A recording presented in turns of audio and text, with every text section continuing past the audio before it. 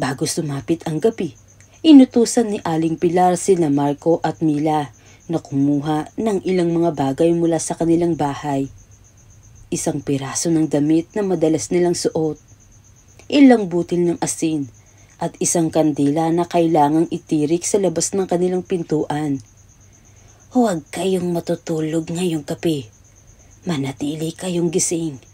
Kapag narinig ninyong may kumakatok o may kumakaluskos, huwag ninyong bubuksan ang pinto.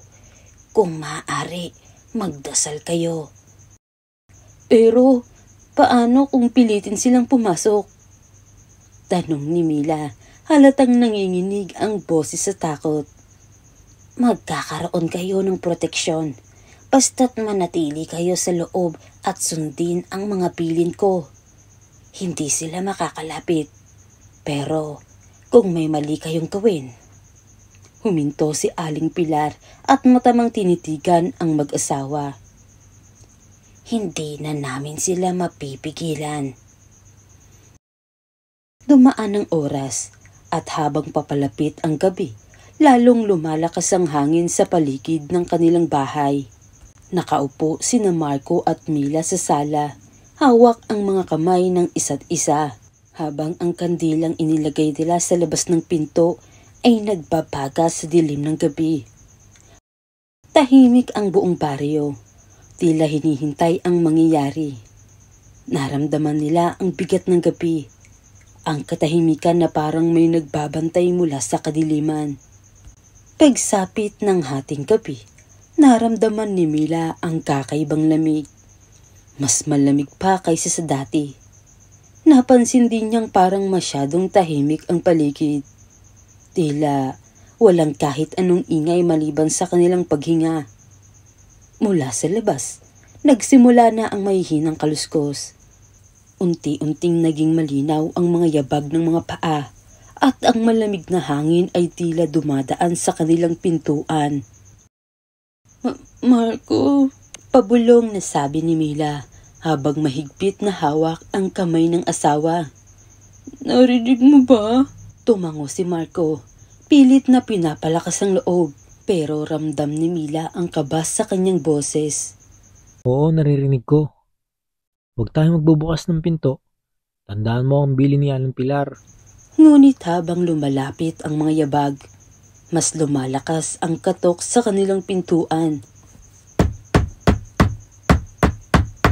Malakas, malalim, parang mula sa mga mabibigat na kamay. Bumilis ang tibok ng puso ni Mila. Sa bawat pagkatok, pakiramdam niya ay may pumapasok na takot sa kanyang kaluluwa. Tao po, tulungan niyo po ako. Isang mahinang boses ang narinig nila mula sa labas. Agad silang nagkatinginan. Boses iyon ng bata, parang umiiyak. Pero alam nila, iyon ay isa sa mga panilinlang ng mga aswang. Huwag kailanman magbubukas ng pinto. Napag-alaman nilang kahit anong gawin ng mga aswang, hindi nila dapat papasukin ang mga ito. Ngunit mas lumalakas ang boses, umiiyak at humihingi ng tulong. Tulungan niyo po ako, nakakatakot sa labas. Nagsimulang manginig si Mila. Paano kung may totoong bata nga sa labas? Paano kung iniwan ito ng mga aswang? Marco, paano kung may bata talaga? Hindi ko kayang hayaang mamatay yung bata. Ngunit bago pa man siya makakilos, biglang lumakas ang mga kaluskos sa bubong. Parang may mabigat na bagay na naglalakad dito. Tapos may sumisirit na tunog, na parang mga kuko na kumakapit sa kahoy. Tumindig ang balahibo ni Marco. Alam nilang wala ng ibang paraan kundi manatili sa loob at magdasal. Walang bata sa labas. Mila, ginagamit nila yan para linlangin tayo. Sabi ni Marco habang hinahawakan ng mahigpit ang kanyang asawa. Habang lumalakas ang mga yabag sa bubong, narinig nila na parang may kung anong malalim na ungol sa labas ng bintana. Si Mila, na hindi mapakali, napalingon sa bintana at namutla sa nakita. Doon sa labas, may aninong nakadikit sa salamin.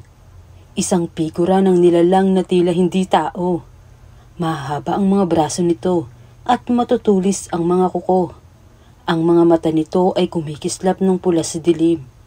At ang bibig nito ay puno ng matutulis na ngipin. Parang gutom na gutom. Pilit na umakyat ang takot sa buong katawan ni Mila. Ngunit pinilit niyang magdasal ng taimtim. Nakita niyang gumagalaw ang mga labi ng aswang. Ngunit walang tunog na lumalabas. Alam niyang pinaglalaruan sila ng nilalang. Naghihintay ito ng tamang pagkakataon para pumasok. Nagsimula ng mag-alay ng dasal si Marco at nakarinig sila ng malakas na ingay mula sa labas ng bahay na parang may bumagsak mula sa bubong. Lumakas ang hangin at ang kandila na inilagay nila sa labas ay biglang nagliyab ng malakas. Nang buksan ni Marco ang pinto upang tignan kung ano ang nangyari, nakita niya ang isa pang nakakatakot na tanawin. Nandoon si Aling Pilar, nakalugmok sa harapan ng kanilang bahay. Duguan ang mga kamay at muka, ngunit nakangiti ito. Isang ngiti na hindi pangkaraniwan at tila nagbabanta. Aling Pilar! Sigaw ni Marco, ngunit nang lapitan niya ito, napansin niyang kakaiba ang anyo ng matanda. Hindi na siya mukhang tao. Lumapit ito kay Marco at bago pa man siya makagalaw, hinila siya ng matanda papunta sa dilim. Sumigaw si Mila, ngunit mabilis siyang hinila ng nilalang patungo sa kakahuyan sa likod ng kanilang bahay. Pilit niyang nilalabanan ang halimaw. Ngunit napakalakas nito. Ramdam niya ang malamig at mabahong hininga nito sa kanyang batok habang patuloy itong humahalakhak sa kanyang takot. Narinig ni Mila ang mga yabag ni Marco. Nagtatatakbo pabalik sa kanya, hawak ang isang malaking sanga. Ipinalo niya ito sa halimaw, ngunit walang epekto. Tila napalakas palalo ang halimaw at lalo itong naging mabagsik. Sa huling pagkakataon, naalala ni Mila ang isang dasal na itinuro sa kanya ng kanyang lola noon. Inusal niya ito ng buong lakas ng loob at sa kanyang sorpresa, nagsimulang umurong ang halimaw. Naglalabas ng malakas na ungol ng pagkagalit. Kasabay nito, nagliwanag ang paligid at unti-unting nawala ang anyo ng halimaw sa kanilang harapan.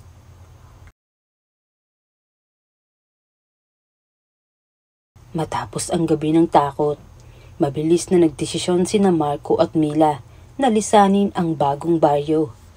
Hindi nila kayang manatili pa sa lugar na puno ng lihim at kasamaan. Sa tulong ng ilang malalapit na kaibigan mula sa bayan, mabilis nilang naipon ang kanilang mga gamit at iniwan ng bahay. Ang bagong baryo ay tila bumalik sa tahimik nitong anyo, ngunit alam nila, hindi iyon ordinaryong baryo.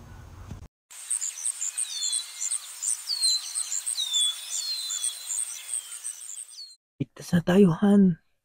Sabi ni Marco habang yakap si Mila. Ngunit kahit na tahimik na ang paligid, hindi nila maiwasang magtanong sa kanilang isipan. Totoong ligtas na nga ba sila? O magbabalik pa rin ang mga nilalang mula sa bagong baryo? Naghihintay ng pagkakataong muli silang hulihin. Sa kanilang mga isipan, alam nilang hindi madaling kalabanin ang mga nilalang sa dilim. Ngunit sa ngayon, kontento na silang nasa katahimikan at may dalang pag-asa na sana ito na ang huling beses na makakaharap nila ang mga aswang.